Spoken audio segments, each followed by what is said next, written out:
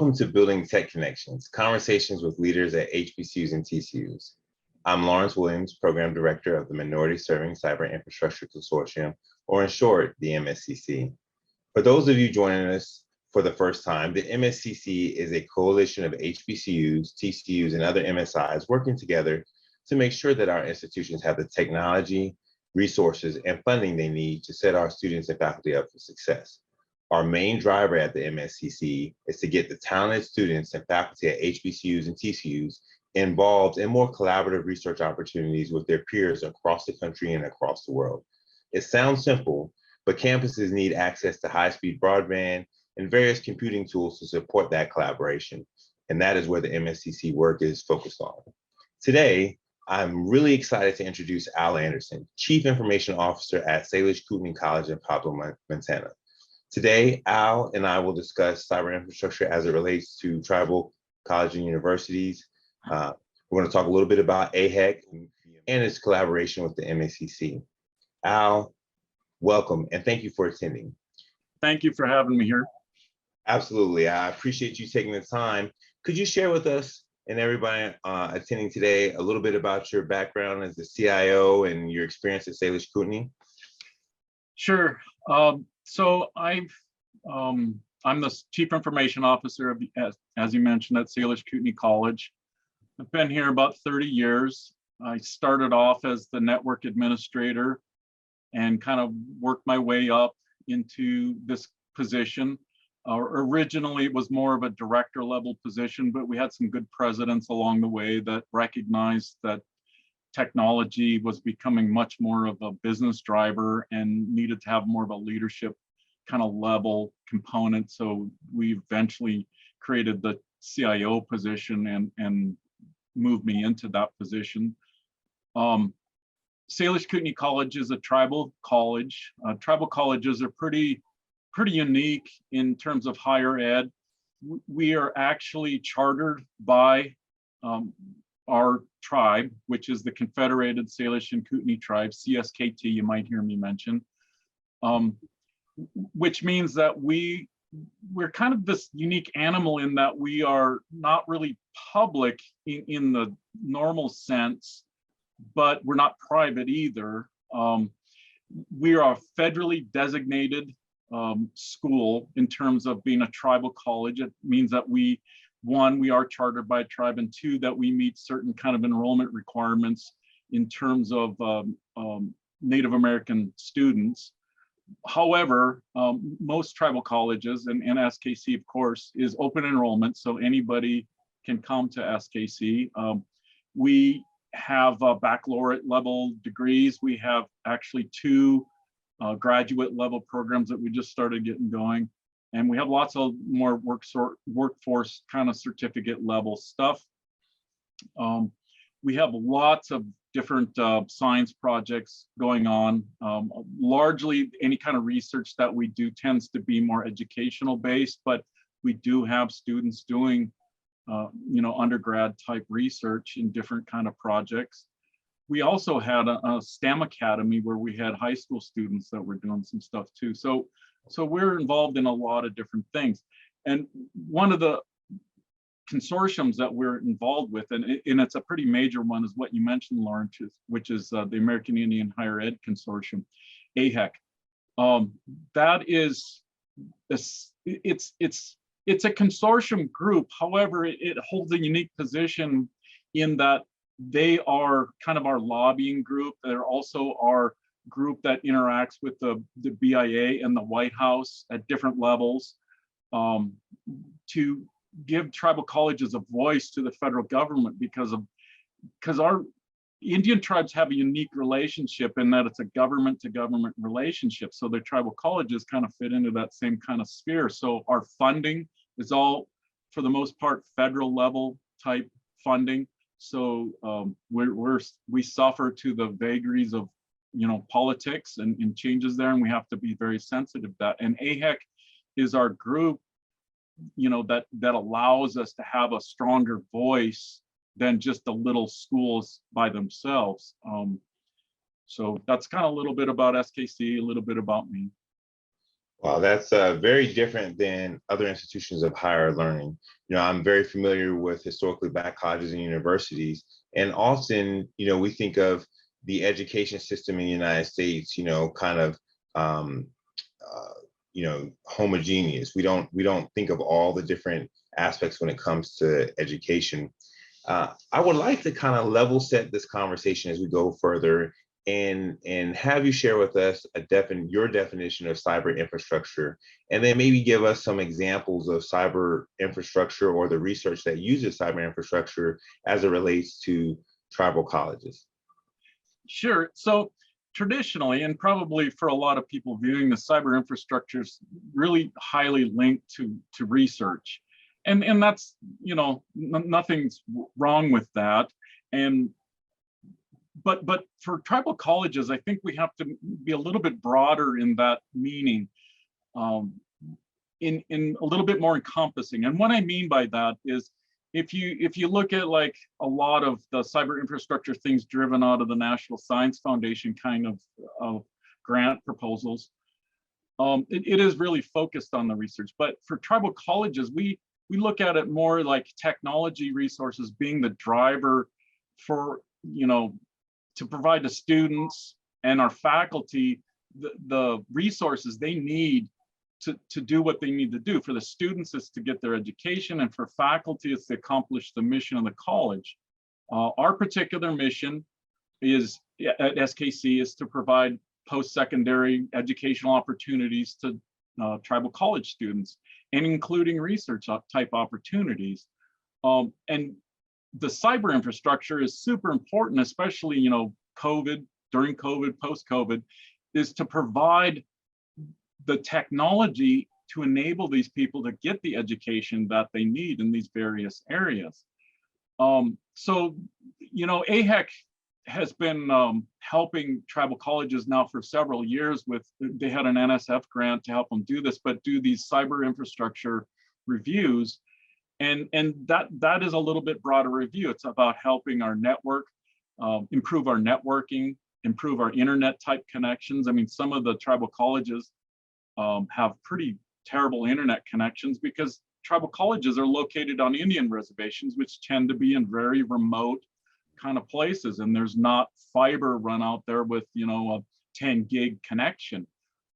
So cyber infrastructure includes that, and AHEC has been helping us kind of improve that. So in terms of excuse me, things on campus, we're the kind of things that we're looking to start with, and we're really babes in the woods in terms of the more traditional research aspect of cyber infrastructure, but we're looking for high performance computing resources for researchers.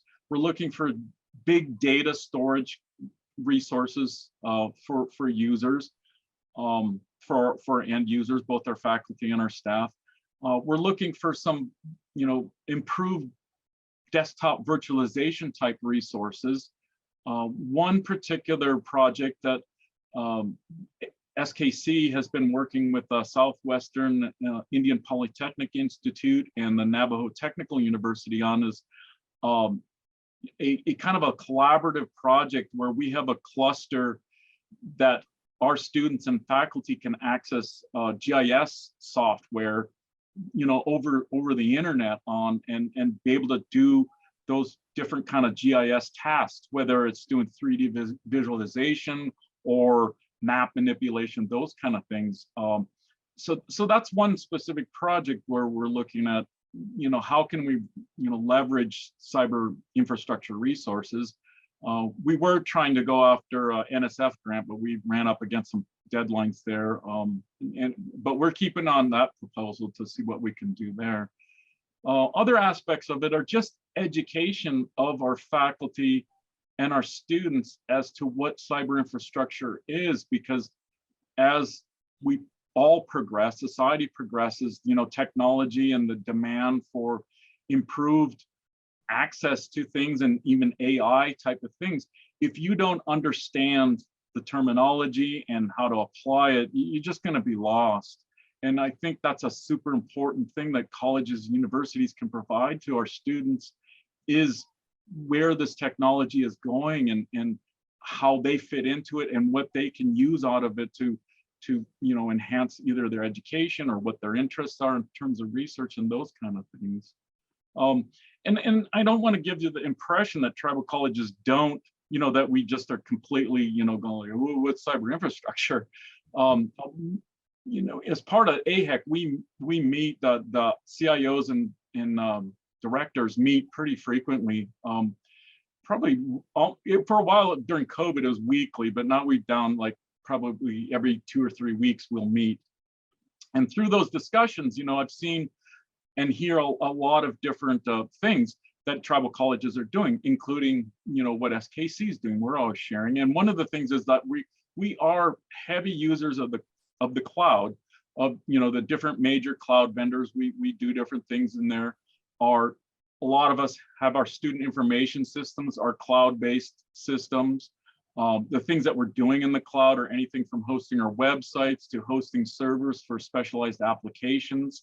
I know at SKC we developed an enrollment census database. So people probably don't know, but to be a tribal member in most tribes, it's either a family-based lineage thing or it's a blood quantum thing. And it's based on enrollment records of when the tribes signed treaties and they were enrolled with the federal government as Indians. And that's important to determining who's a member and who's not. And we created a database and it's online and it's cloud-based. So that's just one example of a very specific cloud product that we're doing. So we're not babes in the woods in terms of cloud usage, but in terms of very specific research usage of HPC and data stuff, yeah, we're kind of new that way, especially self-hosting clusters and that kind of stuff. So that's extremely interesting. There's so many things that I'd like to unpack, and I know we only have so much time, but I do want to start with just a few basic things. So you mentioned AHEC, and I'm very curious on how many members of AHEC or how many TCUs are there? So I think it fluctuates a little bit for a variety of reasons, but I think we're somewhere around 36 or 37 tribal colleges that are members at the moment. Interesting. And it's not like you can just join. Like Right. You have to be there's a criteria for being part of AHEC. And I'd imagine just like HBCUs, which some of our audience members may be familiar with, there's also a federal designation that you have to receive that federal designation. So just because, you may have, majority members of the students attending your institution may be of certain, lineage, it doesn't qualify you as a tribal college. Just like, if you have predominantly Black students, it doesn't mean that your institution would be a historically Black college. Right. So that's very interesting. How many, you mentioned the TCUs having missions, and that made me kind of think about, like, do all the TCUs have similar missions, or is there a distinction between them or their purpose, or is it just, a college is a college and they don't really run by mission-oriented purposes? Well, yeah, to be clear though, I don't speak for AHEC or other tribal colleges. And what I know is just in conversation with my colleagues at the other tribal colleges and stuff. And we have visited each other's institutions and stuff, but most tribal colleges, to my knowledge, have a pretty similar mission. They're chartered by their tribe to provide higher ed, education to their tribal members. That's their primary missions. And beyond that, there's probably some variation in terms of what else they want to do. For example, at SKC, we have part of our mission is to preserve the culture of the Salish, Kootenai, and the Pend Oreille peoples. That's very specific to our mission. And other tribal colleges have other unique kind of things that have to do with cultural type things like that. Thank you. You mentioned a few research projects that SKC is already participating in, and I'm sure they're very resource intensive when it comes to cyber infrastructure. If resources were not a limitation, what would your campus infrastructure look like? And what would that enable for your faculty and staff and the broader tribal communities that you serve? Well, two parts to that. One is the kind of non-technical piece of it. I'd love, for us, I'd love to see like a coordinator type position.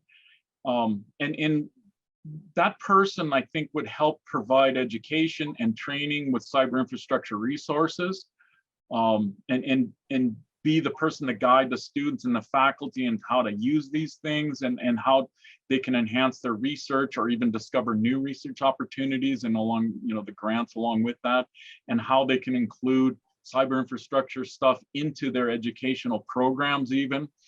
Then on the technical side of things, I'd really, for SKC specifically, I'd really like to see us get a cluster on our campus that people can kind of start getting some experience with, and understanding how it works.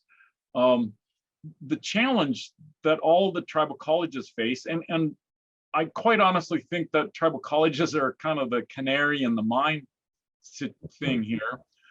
In fact, I was just visiting with a colleague at another tribal college yesterday, and we were kind of commiserating over this. Is staffing is our challenge, especially the highly skilled technical people, the people that can manage, install, deal with clusters, manage resources on it. That's going to be our challenge. And I don't know how, straight up to do that. What we've been in discussion with, like with that SIPI NTU discussion on the virtual desktop stuff, was having a shared person or people, small team that tribal colleges could share to help us manage, those technical resources.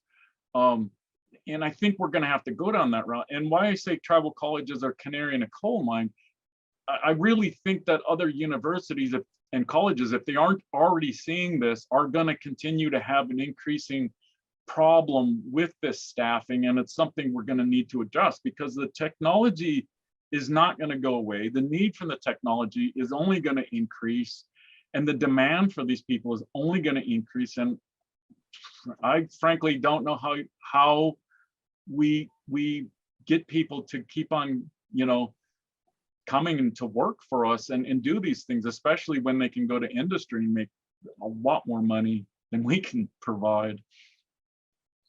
Absolutely, and that's a problem that we're seeing across the MSCC member community.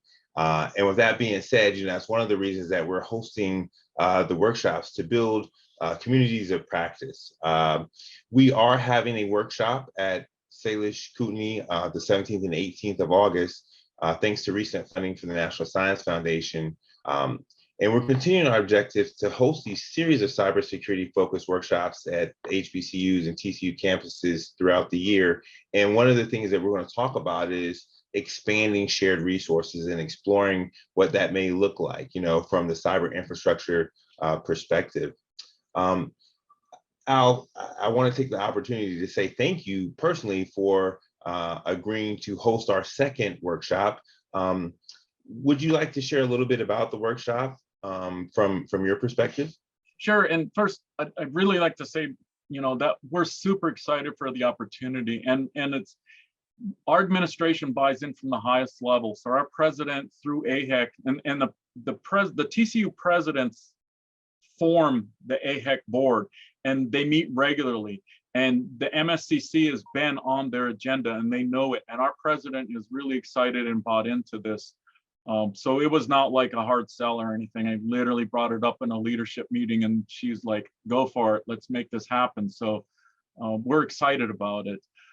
In terms of, like the workshop itself, who should attend? And we're looking for other CIOs and IT directors amongst tribal colleges to come to our workshop. We're looking for their IT folks and their cybersecurity staff. We'd love to have those so we can have some good conversations about collaboration.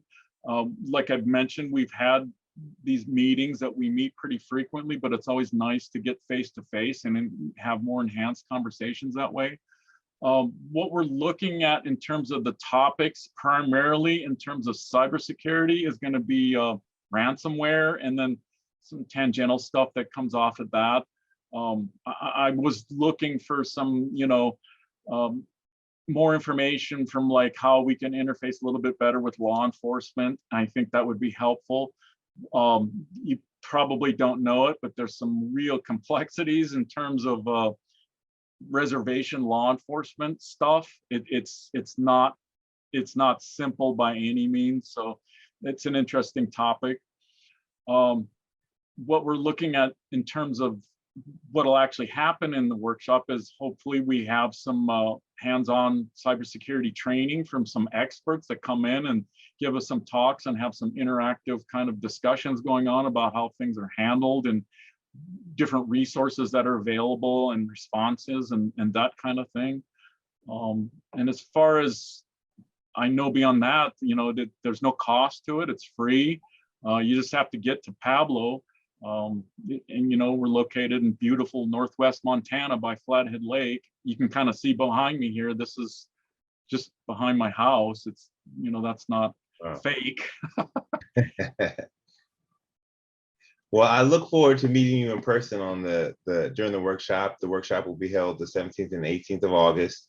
I can't stress enough how appreciative I am for your efforts to make it all happen, and the efforts of the members of AHEC that I've met so far, and just the willingness to work with the MSCC. So in closing, are there any last words that you'd like to share before we wrap up today's conversation? I don't think so, other than to thank you, Lawrence, for your hard work in this and making this happen. And for any AHEC folks watching, I hope you guys participate, because we're in this together and we need each other. So thank you. Absolutely. And thank you. And thank you everybody for their participation in making this happen. And Al, thank you again for all the work that you do.